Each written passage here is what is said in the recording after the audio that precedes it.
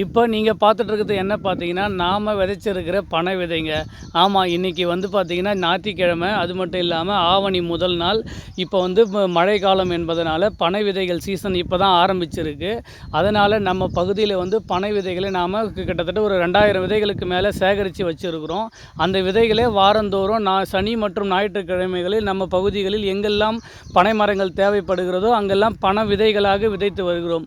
இன்று அப்படின்னு பார்த்தீங்க அப்படின்னா, நம்ம கிராமத்தின் அருகில் உள்ள லாடப்பாடி ஏரிக்கரையில் பனை மரங்கள் ஒன்று கூட இல்லை. இதை நான் கடந்த 5 ஆண்டுகளாக கண்காணித்து வருகிறேன். ஆகவே இந்த ஆண்டு அந்த ஏரிக்கரையின் மீது சுமார் 1000க்கும் மேற்பட்ட பனை விதைகளை விதைக்க எண்ணி தற்பொழுது இன்று மட்டும் சுமார் 450 பனை விதைகளை நான் ஒருவன் மட்டும் தனி ஒருவனாக விதைத்திருக்கிறேன். இன்று காலை 7 மணிக்கு ஆரம்பித்து 10:30 மணி வரை இந்த பனை விதைகளை விதைத்திருக்கிறேன். அந்த காட்சியை இங்கு பதிவிடுவதில் நான் பெருமகிழ்ச்சி அடைகிறேன். ஏனெனில் மரங்களை நட்டு பாதுகாப்பதை காட்டிலும் பனை விதைகளை ஒரே ஒரு முறை விதைத்து விட்டால் போதும். அவைகள் மிகவும் சிறப்பாக வளர்ந்து தன்னிச்சையாக வளர்ந்து வருங்காலத்திற்கு சுமார் 100 ஆண்டுகளுக்கும் மேலாக அவை பலனளிக்கும்.